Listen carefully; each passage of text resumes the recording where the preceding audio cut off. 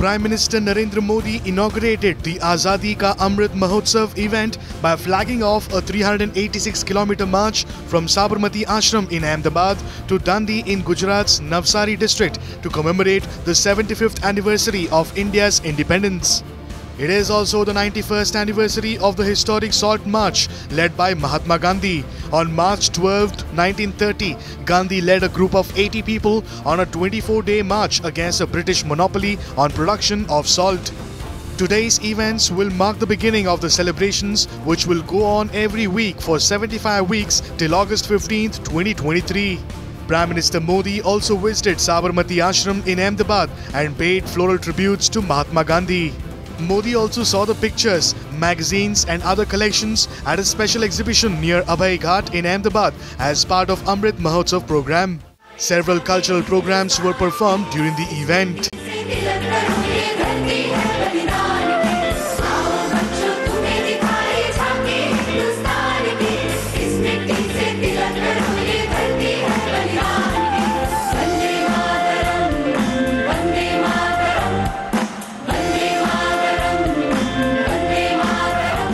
After flagging off the event, Prime Minister Modi addressed the audience near Abhay Ghat, the resting place of late former Prime Minister Morarji Desai. आज आजादी के अमृत महोत्सव का प्रारंभ हो रहा है, पहला दिन है।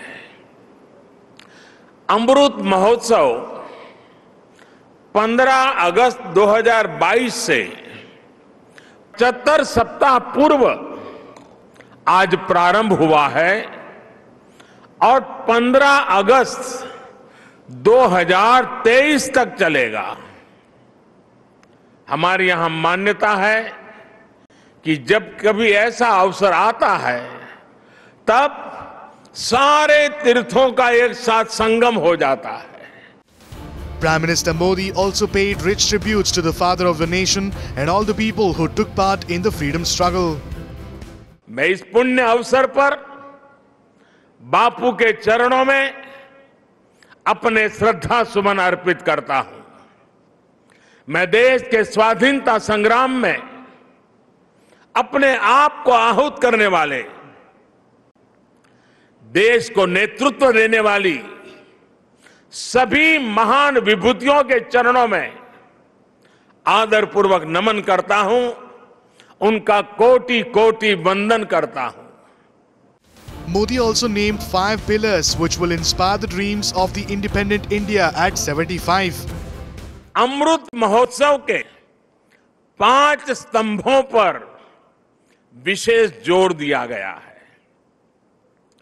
Freedom struggle, ideas at 75, achievements at 75, actions at 75 और resolves at 75। ये पांचों स्तंभ आजादी की लड़ाई के साथ साथ आजाद भारत के सपनों और कर्तव्यों को देश के सामने रखकर आगे बढ़ने की प्रेरणा देंगे। Prime Minister Modi also highlighted India's efforts to distribute vaccine against COVID to several countries. Bharat की आत्मनिर्भरता से ओतप्रोत हमारी विकास यात्रा पूरी दुनिया की विकास यात्रा को गति देने वाली है। कोरोना काल में यह हमारे सामने प्रत्यक्ष सिद्ध भी हो रहा है। मानवता को महामारी के संकट से बाहर निकालने में, वैक्सीन निर्माण में भारत की आत्मनिर्भरता का आज पूरी दुनिया को लाभ मिल रहा है। आज भारत के पास वैक्सीन का सामर्थ्य है तो वसुधैव कुटुंबकम के भाव से हम सबके दुख दूर करने में काम आ रहे हैं। Several events have been organized to mark the 75 years since the Indian independence.